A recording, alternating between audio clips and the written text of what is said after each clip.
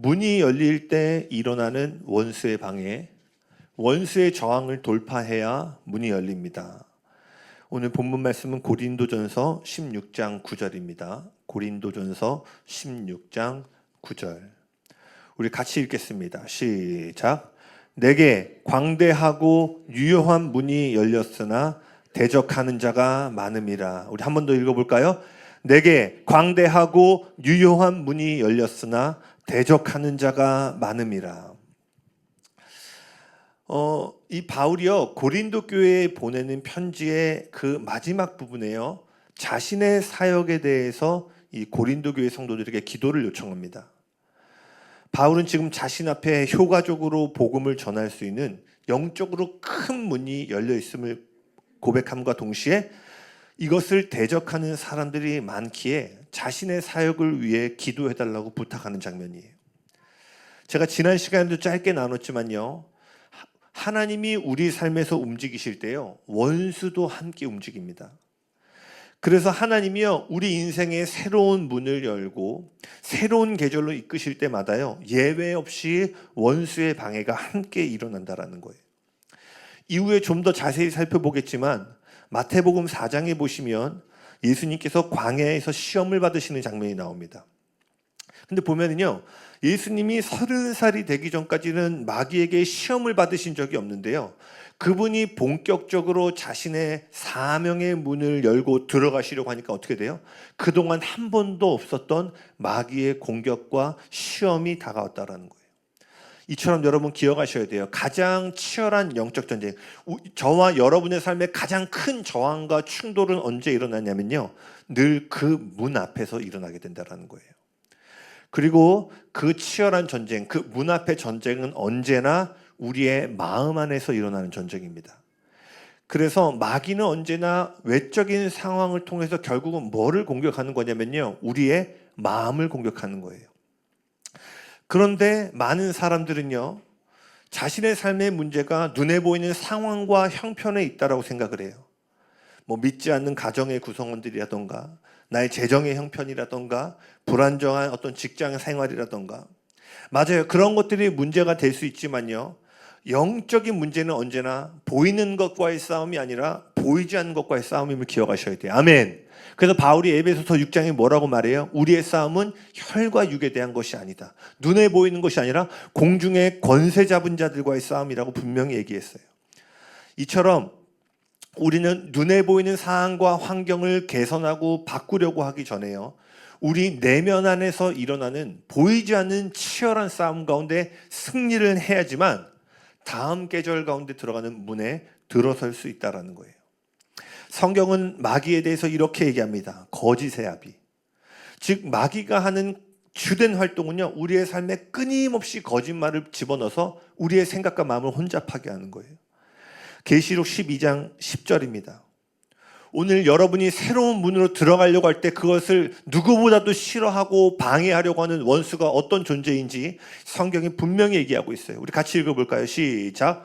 우리의 동료들을 헐뜯는 자, 우리 하나님 앞에서 밤낮으로 그들을 헐뜯는 자가 내쫓겼다. 개역개정으로 보면 참소하는 자라고 되어 있어요. 마귀의 정체성은 뭐예요?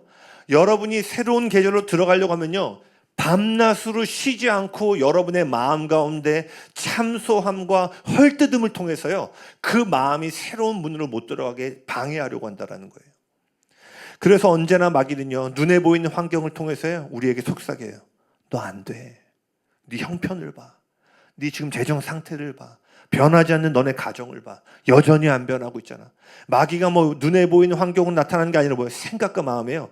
은혜롭게 예배 드렸다가도 딱 가는데 그냥 순간 들어온 어떤 마음, 마치 이런 거 있잖아요. 내가 빨래를 널었나? 이런 것처럼요, 부지불식간에 부정적인 생각들이 확 들어오는 거예요. 그렇게 하나님께서 열어주시는 새로운 문으로 들어가기 위해서는요, 우리 안에서 일어나는 마음의 전쟁에서 승리하는 법을 배우셔야 된다는 거예요. 아멘.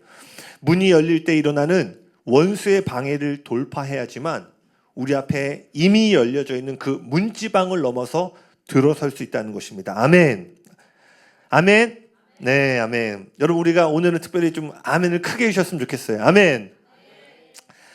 자, 마태복음 4장 8절에서 11절입니다. 마태복음 4장 8절에서 11절. 우리 같이 읽겠습니다. 마귀가 또 그를 데리고 지극히 높은 산으로 가서 천하 만국과 그 영광을 보여 이르되 만일 내게 엎드려 경배하면 이 모든 것을 내게 주리라. 이에 예수께서 말씀하시되 사탄아 물러가라. 기록되었으되 주 너의 하나님께 경배하고 다만 그를 섬기라 하였느니라. 이에 마귀는 예수를 떠나고 천사들이 나와서 수종드니라.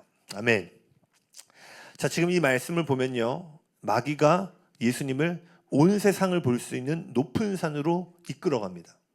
그리고 그곳에서 뭐라고 얘기를 해요? 나에게 엎드려 경배하면 이 천하 만국의 모든 것들을 내게 주겠다라고 얘기를 해요. 근데 여러분 여기서 기억하셔야 될 게요, 지금 이 장면은 육체적인 이동이 아닙니다. 물리적인 이동이 아니에요. 왜냐하면 이 세상 어디에도요, 온 세상을 볼 수 있는 높은 산이 존재하지 않기 때문이에요. 즉 이것은 지금 영 가운데 일어나는 장면입니다. 보이지 않는 영역에서 일어난 일이에요. 제가 앞서 말씀드린 것처럼 오늘날에도 마찬가지예요. 마귀가 우리를 어디로 이끄냐면요, 보이지 않는 영역, 마음의 영역 가운데로 이끌어서요, 우리를 유혹하고 시험한다라는 거예요. 8절 한번 다시 띄워주시겠어요? 이 8절은요, 오늘날 우리의 생각 속에서 일어나는 유혹을 상징해요. 어쩌면요, 오늘 우리 중 많은 사람들이요, 저 8절의 자리, 즉 마귀가 우리의 생각과 마음 가운데 말을 걸고 그래서 그 말로 우리를 깨워서 우리의 생각을 끌고 다니는 자리에 있을지 모릅니다. 그러나 오늘 우리가 가야 될 자리는 어디예요? 11절의 자리라는 거예요. 네, 말씀 내려주셔도 됩니다. 예수님께서 뭐라고 말씀하셨어요? 11절에 사탄아 물러가라. 할렐루야. 오늘 우리가 이 말씀을 통해서 전진해야 될 자리가 어디냐면요, 우리가 문을 들어가려고 할 때마다 방해하는 그 세력들을 향해 권세를 가지고 사단아 내 인생에서 물러가라. 할렐루야. 이 11절의 자리로 오늘 예수님께서 이끌기 원하신다라는 거예요. 8절이 오늘 우리가 처한 현실이라면 하나님은 오늘 우리 모두를 11절의 승리의 자리로 이끌기 원하신다고 믿습니다. 아멘. 마귀는 3번에 걸쳐서 예수님을 유혹합니다. 그때마다 예수님은요, 완벽한 대답으로요, 원수의 공격을 완전히 무력화시키세요. 이처럼 여러분, 사단이 여러분을 공격할 때요, 즉각적으로 반응할 수 있는 훈련이 되셔야 돼요. 이것이 오늘 설교의 핵심입니다. 예수님처럼요, 원수의 공격에 즉각적으로 대응할 수 있는 영적 전략을 갖는 거예요. 아멘. 여러분 삶에 마귀가 여러분을 툭툭 칠 때마다요, 즉각적으로 반응할 수 있는 영적인 전략을 갖고 계셔야 된다는 거예요.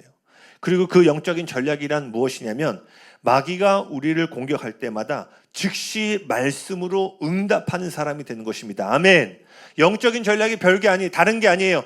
툭툭 상황과 환경으로 마귀가 우리의 생각과 마음을 칠 때마다 즉각적으로 그것에 대응할 수 있는 말씀의 사람이 되는 게 가장 강력한 영적 전략이라는 거예요. 그 다음 예수님이 당하셨던 3번의 시험을 좀 살펴보기 원합니다. 마귀가 예수님에게 행한 첫 번째 시험이 뭐였죠? 그 돌을 빵으로 바꿔보라는 시험이었어요. 왜냐하면 예수님이 광야에 들어가서 40일 동안 음식을 먹지 않은 금식 가운데 있었기 때문에요, 육체적으로 엄청난 굶주림을 겪고 계셨어요. 그때 마귀가 딱 나타나서 네가 하나님의 아들이라면 이 돌들을 빵으로 만들어 증명해보라고 얘기를 해요. 그때 예수님께서 이 마귀의 유혹을 어떻게 돌파하시고 무력하시죠?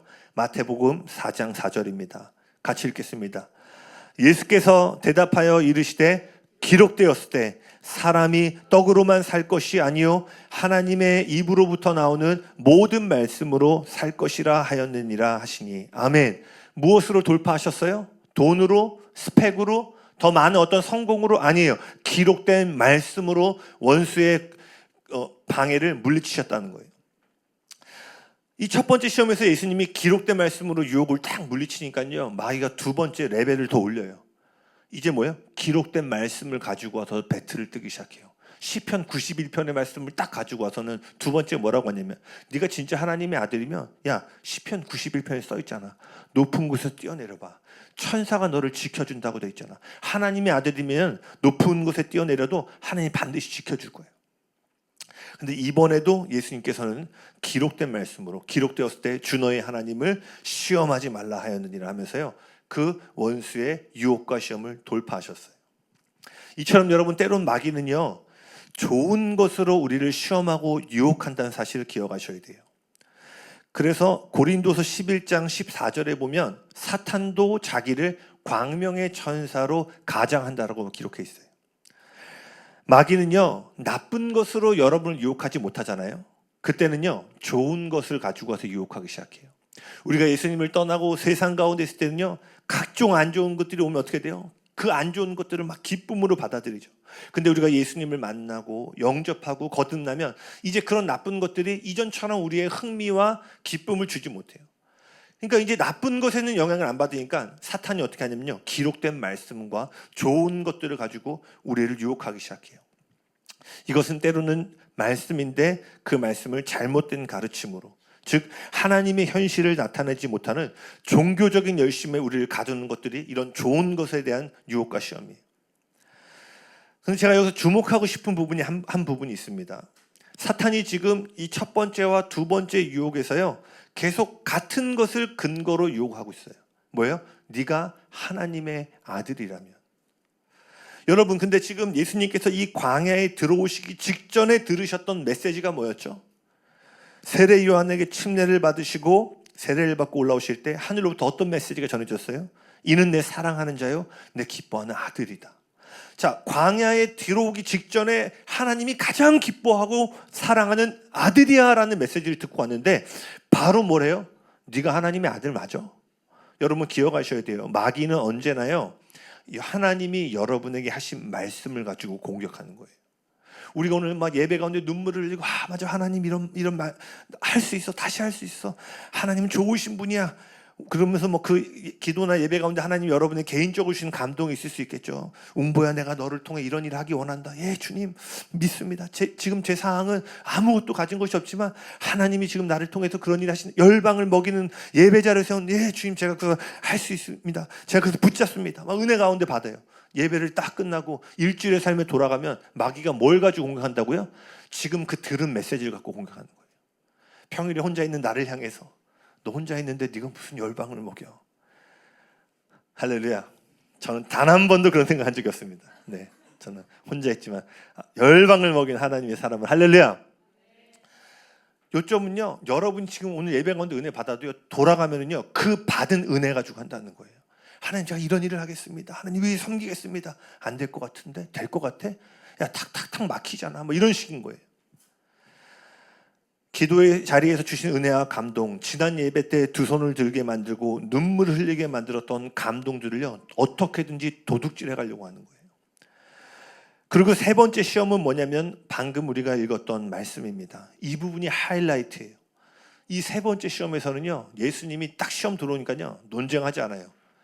뭐라고 말해요? 사탄아, 물러가라라고 명령하세요.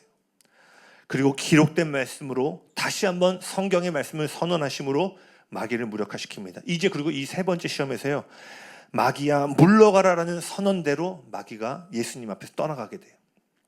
정리하면은요, 첫 번째 사탄은 예수님을 높은 곳으로 이끌었습니다. 그 두 번째 사탄은 그 이끌림의 장소에서 거짓말로 속이려고 했어요. 세 번째는 뭐예요? 사탄이 떠나갔어요. 이처럼 사탄은요, 가진 방법을 동원해서 여러분을 저마다의 높은 산, 유혹의 장소로 이끕니다. 누군가에겐 그 높은 산이 관계가 될 수 있고요. 누군가에겐 그 높은 산이 돈이 될 수 있고요. 누군가에겐 그 높은 산이 뭐 여러 가지 것들이 될 수 있는 거예요. 그러니까 어떻게 해서든지 그 높은 산을 여러분이 이끌어 가려고 해요. 그리고 그 높은 곳에서 뭘 하는 거예요? 거짓말하는 거예요. 그러나 예수님께서 그러하셨던 것처럼 우리도 말씀으로 대응하여 선언할 때요, 그 높은 곳에서 마귀가 떠나가고 승리가 임할 줄로 믿습니다. 아멘. 여기서 주목해야 될 사실은요, 예수님은 마귀의 공격이 있을 때요, 그때 성경책 꺼내가지고 대응할 말씀을 찾지 않으셨다라는 거예요. 예수님은 그 모든 상황에 대응할 모든 말씀을요, 이미 마음판에 기록해 두고 계셨다라는 거예요.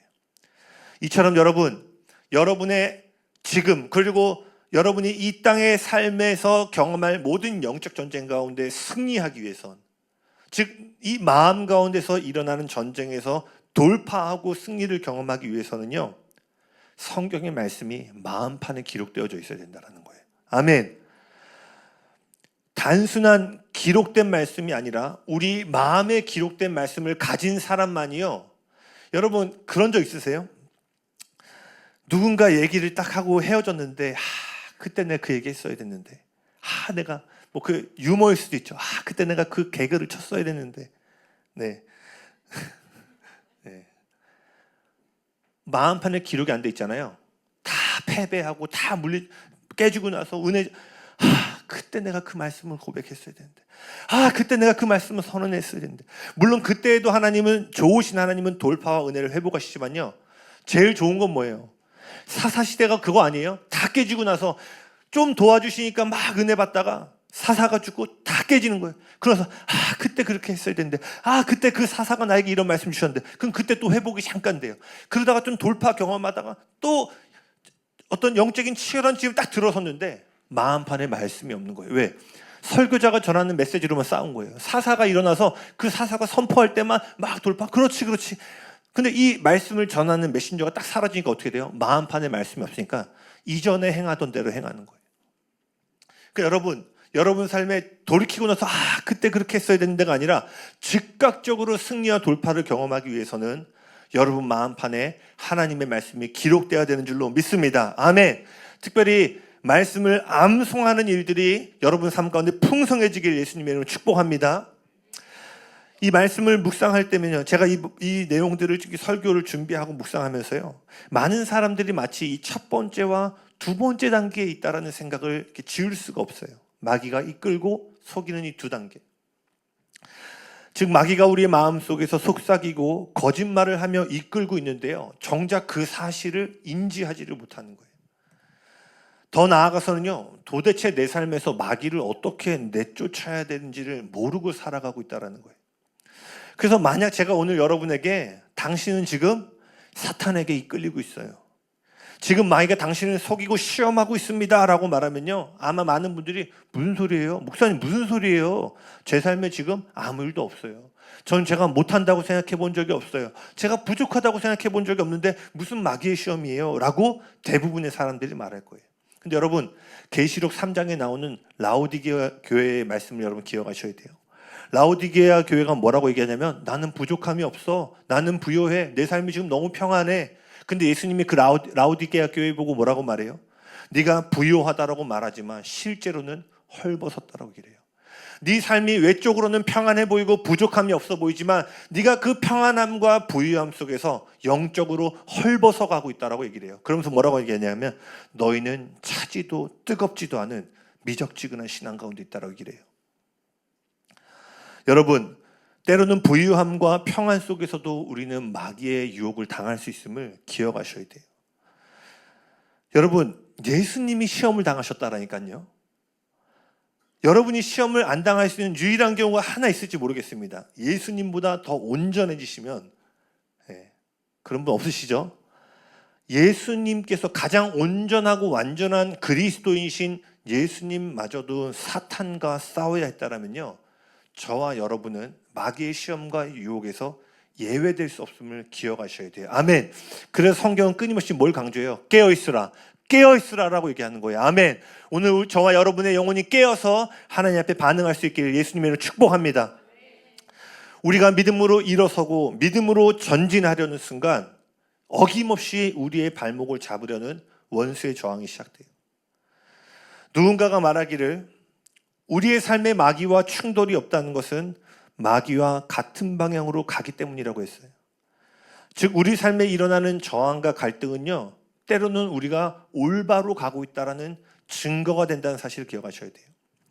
만약 지금 여러분이 이전보다 더 많이 싸우고 계십니까? 그것은요, 여러분이 이전과 다른 새로운 길에 들어섰다는 증거가 될 수 있다는 거예요. 아멘. 아멘이세요? 여러분, 내비게이션 키고 가다 보면은요, 내비게이션이요, 똑바로 갈 때는 아무 말도 안 해요. 근데 어떻게 돼요? 길을 잘못 들면 내비게이션이 글로 가면 안 돼요, 이렇게 얘기하지 않죠? 궤도를 수정하면서 이제 수정된 길을 얘기해줘. 잘 보세요. 마귀가 세팅해 놓은 길로 쭉 가잖아요. 마귀가 말을 안 해요. 근데 여러분이 그 마귀의 길에서 벗어나서 믿음의 길로, 쉽게 말하면 마귀의 내비게이션 이탈하잖아요. 그때부터 마귀가 막 말하기 시작하는 거예요. 글로 가면 안 돼, 글로 가면 안 돼. 너 다시 내 트랙으로 돌아와야 돼. 그러니까 즉 우리의 삶에 충돌이 있다는 건 뭐예요? 우리가 이제 원수의 길을 떠나 영적인 새로운 길에 들어서고 있다는 증거가 된다는 거예요. 아멘. 그리스도인의 목표는요, 여러분 잘 들으세요. 내가 원하는 대로 모든 일이 편안하게 흘러가는 삶이 아닙니다. 아멘. 제가 아마 저랑 교제하시는 분들 이런 얘기 많이 들었을 거예요. 우리의 신앙의 목적은 중산층 그리스도인으로 노후를 넉넉히 준비하다가 떠난 인생이 아니라 참된 그리스도의 진짜 목표는 뭐예요? 하나님께 온전히 순복함으로, 할렐루야, 하나님께서 내 삶을 통해, 나를 통해 이 세대 가운데 행하기 원하시는 일을 마음껏 하실 수 있도록 나를 내어드리는 것이 우리 그리스도인의 참된 삶의 목표라는 것입니다. 아멘. 그리고 그러한 헌신의 자리로 나아갈 때마다 따라오는 원수의 저항에 대해서 뭐예요? 피 흘리기까지 싸움하며 승리하는 것이 이 땅의 그리스도인의 삶이라는 거예요. 그러니 여러분 명심하십시오. 오늘 우리의 삶 가운데 치열한 투쟁과 싸움이 없이는요, 믿음의 삶이 존재할 수 없다라는 거예요. 하나님이 축복의 문을 여실 때 저항이 있습니다. 성장을 위한 문을 여실 때 방해가 있어요. 우리가 하나님과 더 깊은 친밀함으로 들어갈 때마다 그 문 앞에는 언제나 저항이 있어요. 그리고 하나님만이 아니라 원수도 문을 엽니다. 낙심의 문, 실망의 문, 분노와 질투의 문, 두려움의 문 등, 때로는 어떤 문들은요, 우리가 아주 어린 시절 가정으로부터 그 문들이 심어졌을 수도 있어요. 그러나 예수님께서 사탄아 물러가라 라고 하신 말씀이 오늘 저와 여러분에게 소망이 되는 줄로 믿습니다. 왜요? 이 하나님의 명령, 선언은 뭘 얘기해 주고 있어요? 하나님의 여신 문에는 반대가 있을지라도 어느 누구도 그분이 여신 문을 가로막을 수 없음을 예수님이 보여주고 계시기 때문이에요. 아멘. 여러분, 이미 예수님은 십자가에 달려 돌아가실 때 여러분 앞에 모든 문들을 열어두셨습니다. 아멘. 그리고 한 번 열면 닫을 자가 없는 그 놀라운 문은 원수 마귀가 어떠한 공격을 한다 할지라도 막을 수 없어요. 근데 거짓말로 속이는 거예요. 안 돼. 내 형편과 상황으로 안 돼. 믿음을 선포합니다. 여러분 그때마다 뭐 해야 돼요? 사단아 물러가라. 할렐루야. 그렇다면 새로운 문이 열릴 때 원수의 방해를 어떻게 돌파할 수 있을까요? 우리 지금 열린 문에 대한 주제를 가지고 다루고 있는데 많은 것들이 있겠지만요, 사도행전 14장 26절에서 28절을 보기 원합니다. 사도행전 14장 26절에서 28절 제가 읽겠습니다. 거기에서 배를 타고 안디옥으로 향하여 갔다. 이 안디옥은 그들이 선교 활동을 하려고 하나님의 은혜에 몸을 내맡기고 나선 곳이다. 이제 그들은 그 일을 다 이루었다. 그곳에 이르러서 그들은 교회 회중을 불러 모으고서 하나님께서 자기들과 함께 행하신 모든 일과 하나님께서 이방 사람들에게 믿음의 문을 열어주신 것을 보고하였다. 그들은 제자들과 함께 오랫동안 지냈다. 아멘. 저는 특별히 26절을 좋아해요. 26절 한번 띄워주시겠어요? 이 26절에는요, 은혜라가 있고요, 복음을 전하는 사명이 담겨져 있고요, 그 사명을 이룬 완성이라는 세 가지 단어가 이 한 구절에 다 들어있어요. 은혜와 사명과 완성. 여러분 지금 이 안디옥 교회는요, 최초의 이방인 교회로 유대인과 이방인이 함께 어우러지는 새로운 공동체가 바로 이곳 안디옥에서 시작됐습니다. 그래서 안디옥 교회는 지금 사도행전 13장을 보면 복음이 이제 예루살렘을 넘어서 온 세상으로 흘러나가는 선교의 중심지가 되었어요. 그리고 이 선교의 중심지에서 가장 첫 번째로 파송된 선교사가 누구냐면 바울과 바나였습니다. 이게 사도행전 13장에 나온 이야기고요. 이것이 바울의 1차 전도 여행입니다. 오늘날도 그럴 수 있지만요, 당시에는요, 선교를 가는 것은요, 목숨을 내놓는 행위였어요. 아주 이 당시의 선교는 위험한 여정이었죠. 그러나 이 말씀은요, 하나님이 그런 위험한 여정으로 가라 하실 때에는요, 그 일을 감당할 수 있는 은혜와 더불어서 우리를 보내신다는 말씀을, 사실을 보여줍니다. 다시 말합니다. 하나님께서 저와 여러분에 향해서요, 갈 바를 알지 못함에도 가라고 하실 때는요, 그 갈 곳을 감당할 수 있는 은혜와 함께 그 명령을 주신다는 거예요. 아멘. 근데 문제가 뭔지 아세요? 은혜 없이 버티는 거예요. 하나님은 이미 가라고 하셨고 새로운 문을 여셨고 이제 우리는 지금 나는 할 수 없는 것처럼 보여도 그 문 너머에 가서 그 모든 일을 감당할 은혜가 선언되어졌음에도 불구하고요, 은혜 없는 안전지대에 버티고 있는 거예요. 우리 눈에는요, 인간의 눈에는요, 하나님께서 가라는 곳이 더 불안해 보여요. 두려워 보여요. 마치 바울이 선교 파송을 받은 것처럼 다 두고 가니까 뭐 그냥 집도 두고 절은 아니죠. 집도 내두고 뭐 다 버리고 그냥 캐리어 하나 들고 떠나는 게 훨씬 불안해 보이죠. 그런데 여러분, 실상은 뭔지 아세요? 은혜 없는 안전지대에 버티고 있는 것이 더 불안정한 자리라는 거예요. 왜냐하면은요, 명심하세요 여러분, 은혜 없는 자리에서 버티려고 할 때요, 마귀에게 문을 열어주기 때문이에요. 마귀의 활동을 저항하고 막아내고 돌파해야 될 은혜의 커버링이 없기 때문에요, 그 은혜 없는 자리에 버티고 있어요. 아무리 내가 신앙적으로 열심히 있으려고 해도요, 은혜의 덮개가 없기 때문에 어떻게 해요? 마귀가 손쉽게 활동할 기회들을 얻게 된다는 거예요. 그래서 여러분, 깨어있지 못하면요, 하나님이 우리에게 가라고 하신 곳이 아님에도 불구하고요, 모두 다 저렇게 가니까 20대 때는 절로 가고 30대 때는 절로 가고 40대 때는 절로 가고 내 주변의 사람들이 다 절로 가니까 하나님은 우리에게 저기로 가라고 하지 않으셨는데, 저곳에는 하나님이 나를 향한 은혜를 예비해 두지 않으셨는데 은혜 없는 자리에 가게 되는 거예요. 상식적으로 다들 그렇게 하니까 라는 생각을 따르다 보면은요, 우리도 모르는 사이에 우리의 의중과 상관없이 은혜 없는 자리에 들어서게 된다는 거예요. 이게 마귀가 시험한 모습이에요.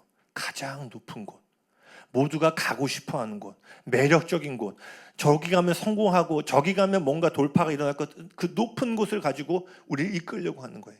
근데 여러분, 예수님을 이끄는 그 높은 곳은 뭐예요? 은혜가 없는 자리였어요. 천하만국이 아무리 보인다 할지라도요, 마귀가 이끈 그 높은 곳은요, 세상이 볼 땐 부러워할 자리일지 모르겠지만 하나님의 관점에서 뭐예요? 은혜가 1도 없는 자리였다라는 거예요.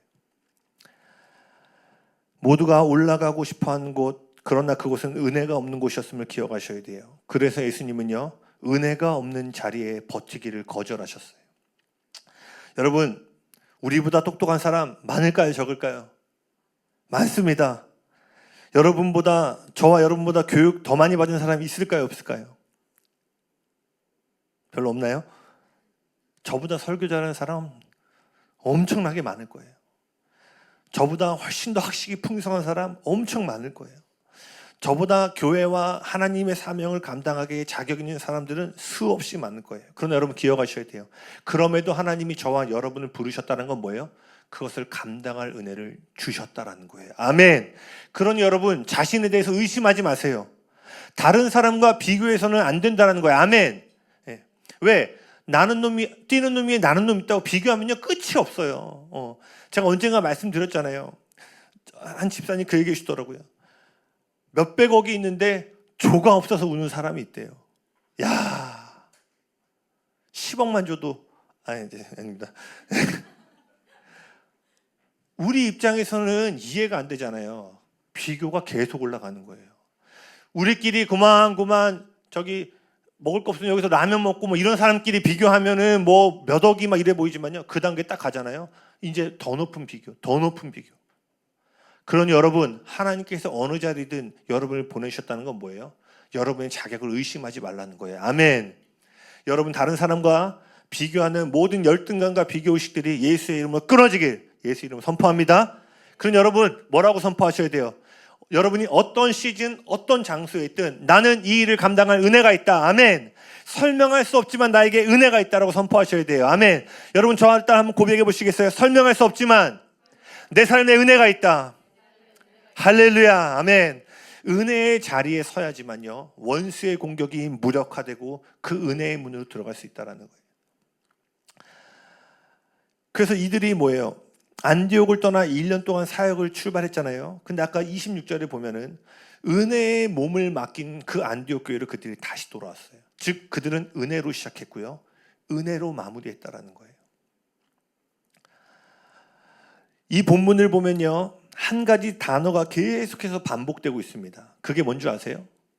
그들이란 단어예요. 그들이 배를 타고 안디옥으로 갔다.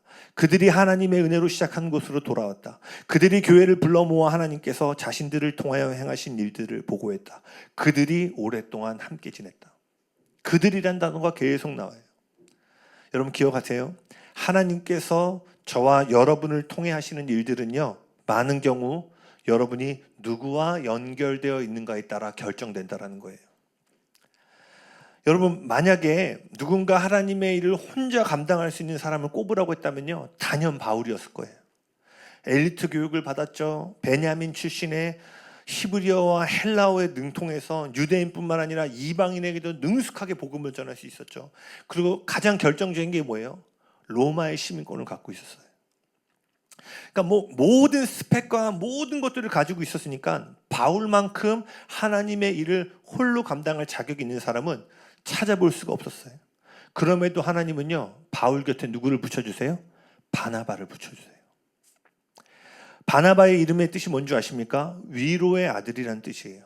바나바는 그 이름 그대로 바울 곁에서 그를 격려하고 세워졌어요. 그리고 여러분 기억하셔야 될 게 바나바는요, 단순한 위로자가 아니었어요. 바울을 그리스도의 교회, 공동체 안으로 처음 데리고 온 연결의 사람이었습니다. 사람들은 처음에 바울을 무서워했죠. 왜요? 바울이 앞장서서 그리스도의 복음을 믿는 자들, 교회를 사로잡고 핍박하고 죽음으로 내몰았기 때문이에요. 그러니까 오늘날로 말하면 바울은요, 처음에 초대교회 테러리스트 같은 사람이었던 거예요. 그런 그가 다메섹으로 가는 길, 심지어 그 다메섹으로 가는 길도 예수 믿는 사람들을 붙잡으려고 가는 길이었죠. 그 길에서 예수님을 극적으로 만나고 회심하게 됩니다. 근데요, 초대교회가 이 사실을 믿을 수가 없는 거예요. 야, 어제까지만 해도 우리 다 잡아서 로마 법정에 가두려고 했던 바울이 어떻게 예수님을 믿을 수가 있냐. 모두가 바울을 거절할 때요, 이때 바나바가 바울의 편에 서서 그를 지지해줘요. 그리고 이러한 바나바 덕분에 이 바울이 초대교회 공동체 안으로 들어오게 됩니다. 바나바는 이처럼 믿어주고 감싸주고 회복시켜주는 연결의 사람이었어요. 바나바가 없었다면 바울의 사역은 시작조차 되지 못했을 거예요. 다메섹 도상에서요, 이방인을 향한 그 바울의 온전한 데스티니를 향한 문이 활짝 열렸어요. 그런데 모든 교회 공동체가 그 문을 못 들어오게 막고 있는 거예요. 근데 그때 위로의 사람, 연결의 사람 바나바가요, 바울이 그 문지방을 넘어갈 수 있는 연결의 역할을 했다라는 거예요. 아멘. 바나바는요, 회심하기 전에 사울이라고 또 이게 기록되어 있죠. 그는 사울 안에 있는 바울을 볼 수 있는 사람이었어요. 아멘. 사람들은 여전히 바울을 박해자로 보았지만요, 바나바는 이방 끝까지 복음을 전할 하나님의 사람으로 보았어요. 여러분, 저를 따라 고백해 보시겠어요? 하나님, 제 삶에도 바나바를 보내 주소서. 아멘. 여러분, 좌우에 계신 분들에게 이렇게 고백해 보시겠어요? 당신에게 바나바가 필요합니다. 자, 바라바 아닙니다. 바나바. 네, 바라바 아시는 분들, 네, 할렐루야. 여러분, 저를 포함해서 우리 모두에겐요, 바나바가 필요해요. 오늘 나의 과거의 모습, 오늘의 모습이 아니라 뭐예요? 나의 내일의 모습을 바라보고 말해줄 바나바가 필요하다라는 거예요.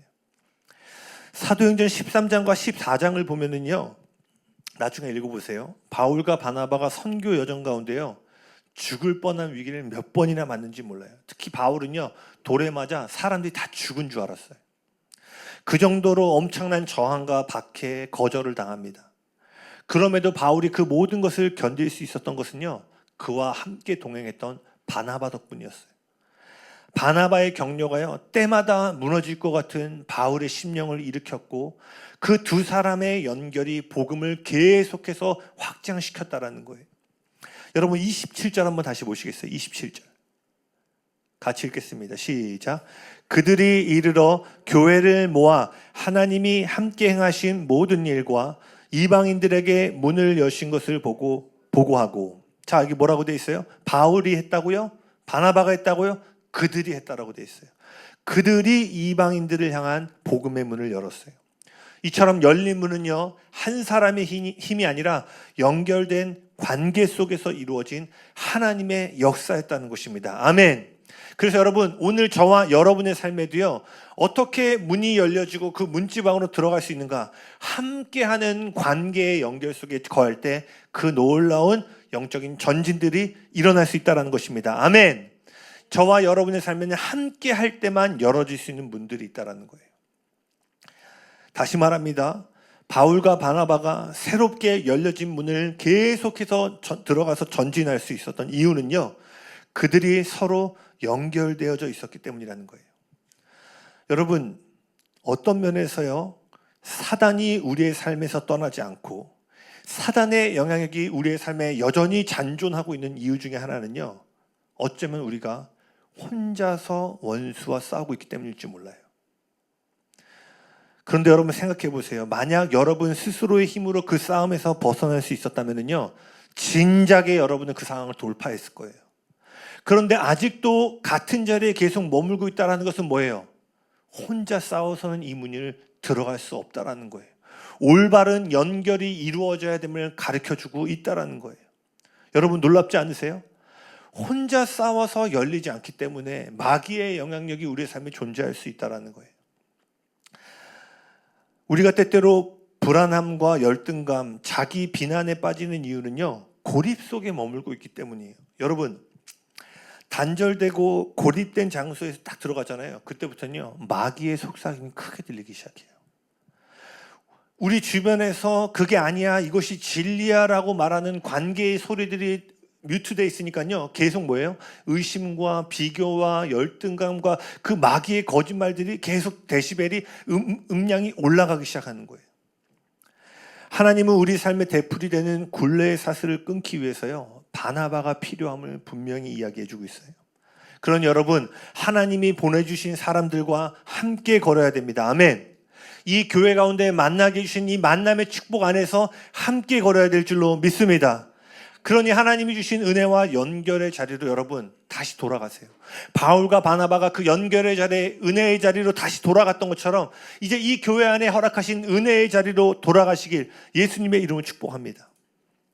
그래서 바울이 받은 사명은요, 바나바와 같은 격려의 사람이 없이는 이루어질 수 없었다는 사실을 기억하셔야 돼요. 제가 이렇게 적어봤어요. 바울이 받은 사명의 크기는 바나바의 격려의 크기에 의해 결정되었다.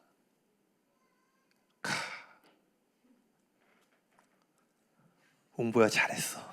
그 문장 탁월했어. 저에게 격려하는 말씀을 제가 메시지였습니다. 잘 들어보세요. 바울이 가진 사명의 사이즈는요, 바나바가 갖고 있는 격려의 사이즈에 결정됐다는 거예요. 다시 말하면 여러분 인생을 향한 하나님의 데스티니 사이즈는요, 여러분과 연결된 사람의 격려의 사이즈에 의해서 결정될 수 있다는 거예요. 할렐루야. 자주 이야기하지만요, 오늘날 많은 사람들이요, 초개인주의 시대 속에서요, 다른 사람들과 연결되는 법을 배우지 못한 채 오롯이 스스로의 힘과 노력으로 돌파를 이루려고 하는 모습을 강하게 띄어요. 이 시대는요, 공동체성이 엄청나게 파괴되고 있는 시대예요. 특별히 여러분, 나와 맞지 않는 누군가와 함께하는 것에 대해서 이제는요, 극도로 예민해져 가고 있는 시대를 살고 있어요. 그거 아세요? 옛날에는요, 안 맞으면요, 미워했어요. 그래서 여러분 10년 전만 해도요, 이 10대 아이들의 이슈가 뭐였냐면요, 왕따였어요. 왕따. 그러니까 나 안 맞아? 그러니까 거리두기 하는, 이렇게 밀어내고 그냥. 근데 요즘은 뭔지 아세요? 초등학교 애들이 요즘요, 이런 얘기를 많이 한대요. 패버리고 싶다고. 뉴스 보시면 아시겠지만 이제는요, 어떤 미움과 증오의 시대를 넘어서 폭력의 시대로 들어가고 있어요. 이제 나랑 안 맞으면요, 뭐 맞춰볼 것도 아니고 그냥 주먹부터 나가는 거예요, 막. 그러니까 요즘 막 묻지마 살인부터 해서 뭐 데이트하다가 헤어지면 뭐 못 견디고 뭐 막 오랫동안 연애했던 사람들에게 막 그런 범죄들이 뭐 하루가 멀다 하고 막 뉴스가 나잖아요. 여러분 뭐 20년 전만 해도 뭐 10년 전만 해도 뭐 헤어지면 막 죽인다 뭐 이런 것들이요, 지금처럼 흔하지가 않았어요. 이제는 뭐 내 통제에서 벗어나, 나랑 뜻이 안 맞아, 그럼 다 죽인다는 거예요. 엄청난 분열과 나뉘어짐의 시대를 살아가고 있어요. 여러분은 그렇지 않을 수 않지만 이 세대의 흐름이 이렇게 강력하게 우리 모든 영혼들을 몰아가고 있어요. 그러다 보니까요, 교회 안에서도요, 함께하는 법을 잘 배우지 못해요. 자신의 기도 제목을 누군가에게 나누는 경험들이 거의 드물어요. 오롯이 모든 것을 개인의 신앙과 믿음 안에서 해결하고 돌파하는 데 익숙해져 있는 거예요. 그러나 여러분 기억하셔야 돼요. 아까 제가 뭐라고 했어요? 때로는 어떤 문은요, 여러분이 혼자서 그것을 뚫어내려고 하니까 안 열리고 있을 수 있다는 거예요. 오늘날 많은 그리스도인들이 교회를 다니지만 영적인 돌파와 승리, 즉 간증이 없는 이유는 어떻게 보면 이상한 일이 아닐지도 몰라요. 왜? 함께해야 간증이 나타나고, 함께해야 바나바와 바울이 함께해야 그 교회 가운데 수많은 간증을 갖고 돌아올 수 있는데 함께하지 않는 거예요. 제 얘기를 좀 해드릴게요. 저를 아시는 분들, 오래전부터 보신 분들 알겠지만 저는 모든 일을 혼자 해결하는데 대장이었습니다. 아마 이것은 제 자신을 돌아볼 때, 제가 아버지가 일찍 돌아가셨고 초등학교 2학년 때부터 집에 혼자 있었거든요. 초2 때는 그래도 이제 어머니가 너무 어려서 그런지 미술 학원에 이제 돈을 조금 더 주고 엄마 올 때까지 저녁밥까지 먹었고, 이제 3학년 때부터는 이제 혼자 있어라. 그래서 제가 초등학교 3학년 때부터는 그러니까 아침에 학교 가서 한 밤 10시까지 이렇게 혼자 있어요. 쭉 그렇게 자랐어요. 그러니까 제가 어린 시절부터 누군가의 존재를 불러서 도움을 기대할 수 없고 스스로의 힘으로 이렇게 살아야만 했던 환경이 저에게 많은 영향을 줘서요. 저는 뭐든지 이렇게 혼자 해결하는 성향이, 지금도 좀 그래요. 남에게 피해 주는 것보다 그러니까 제가 이렇게 좀 웬만하면 하려고 하는. 근데 보니까 제가 사역 가운데 다양한 인생들을 만나고 상담을 해보니까요, 저와 같은 배경에서 자란 사람들이 특히 다른 사람들하고 연결되지 못하고 모든 것을 혼자 힘으로 해결하려는 성향이 강하다는 것을 보게 되었어요. 근데 이게 나쁜 것만 아니에요. 이런 사람들이 갖는 장점이 뭐냐면요, 원띵이 강해요. 그러니까 하나님 앞에서 홀로 서는 어떤 이런 것들, 모든 것을 혼자 해결해야 됐기 때문에요, 하나님 앞에서도요 그 혼자 나아가는 일들에 대해서 강한 힘을 갖고 있는 장점들이 있습니다. 단독자로 서는 부분에 집중력이 높아요. 그래서요, 제가 이제 하나님을 아주 깊이 만나고 제 인생에 세워진 한 가지 모토가 있었는데, 그게 뭐냐면 내 삶에 일어나는 모든 일을 원띵의 자리에서, 그러니까 하나님 앞에 단독자로 서는 그 자리에서 내 삶의 모든 문제를 해결한다. 사람을 의지하지 않는다. 오직 하나님만을 의지한다. 뭐 맞는 말이죠.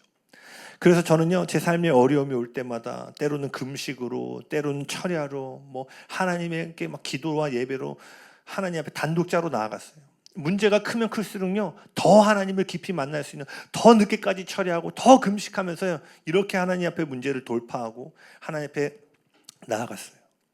근데요, 인생의 어느 시점에 딱 가니까요, 제 혼자 힘으로 해결할 수 없는 딱 문턱이 걸리더라고요. 그게 언제였냐면요, 결혼 직전이었어요. 제가 언젠가 저희 가정 얘기를 여러 차례 해드렸지만 이렇게 점점 가족이 문제 크레센도가 되다가 다 결혼 직전에요, 제 삶을 짓누르고 있는 이 문제를 도저히 감당할 수 없는 상태에 이르게 됐어요. 뭐 이전보다 더 열심히 기도하고 더 말씀을 열심히 읽고 금식하며 예배하는데요, 이번만큼은 이 문이 열리지가 않는 거예요. 돌파가 되지 않는 거예요. 이 압박에서 벗어나지를 못하는 거예요. 분명히 내가 막 영적인 활동을 하고 있는데 내 영이 그 안에서 돌파의 기쁨을 느끼지 못하는 거예요. 그런데 어느 날 하나님께서요, 너무나 따뜻한 음성으로 기도 가운데 딱 한 음성을 주셨어요.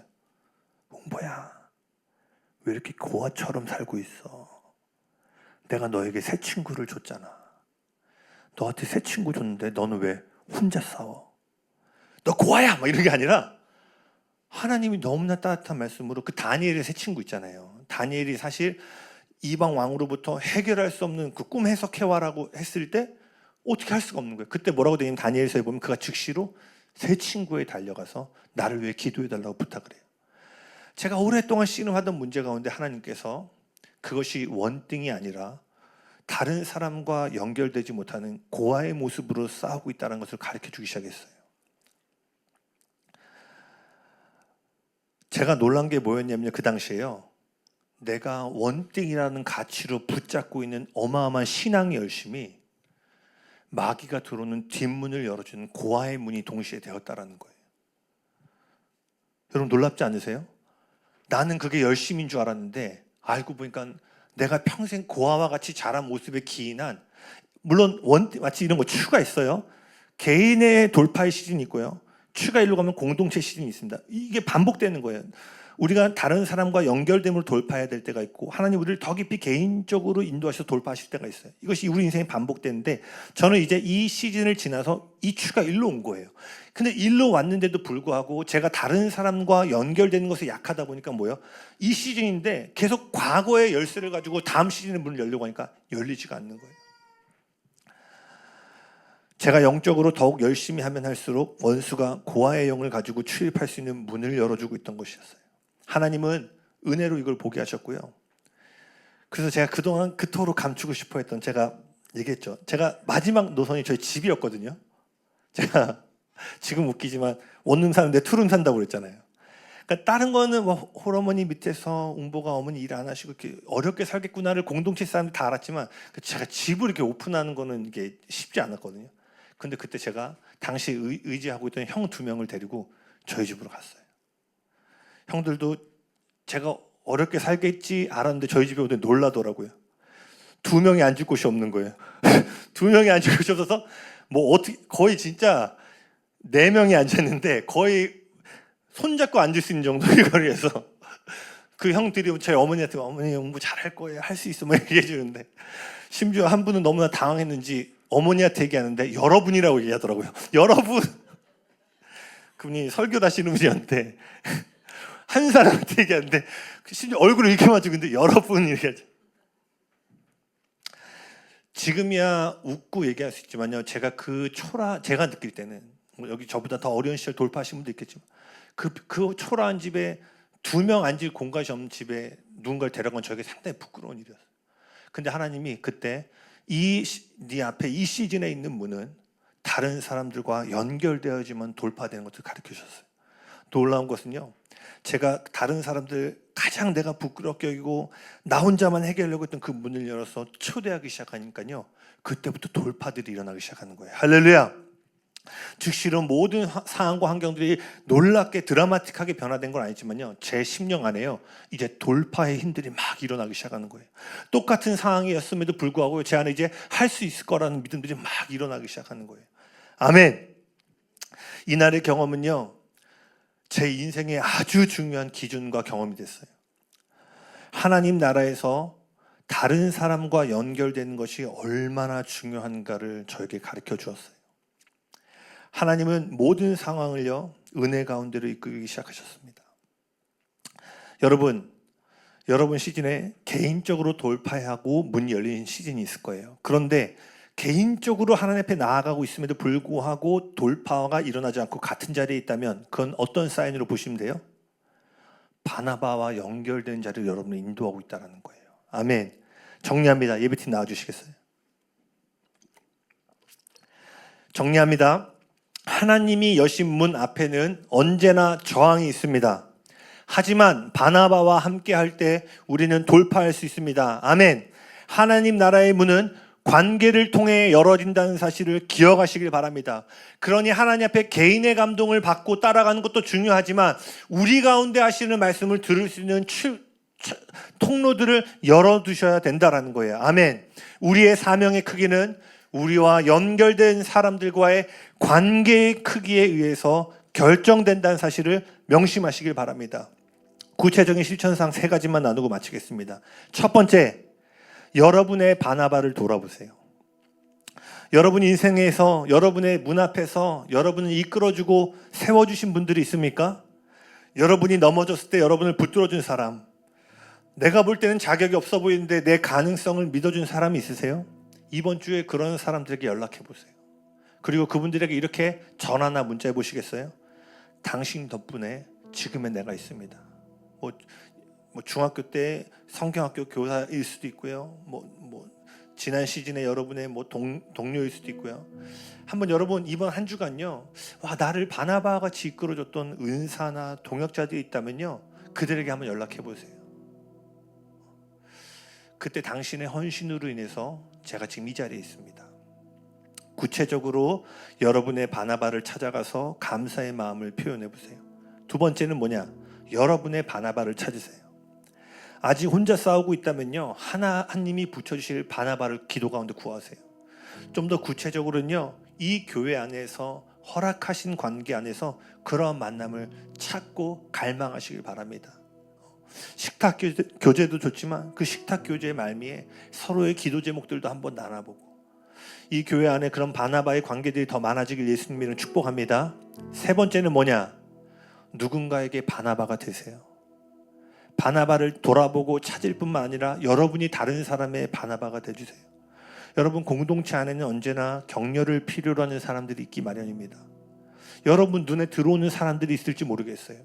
그 사람들이 눈에 들어올 때요, 한 걸음 더 다가가 보세요. 지난번에 실천 사항이기도 했지만 한 주 또는 한 달에 때로는 한 사람을 정해놓고요, 그들을 위해서 기도해 주세요. 가능하다면 그들에게 커피 쿠폰이나 뭐 밥도 사줄 수 있고요.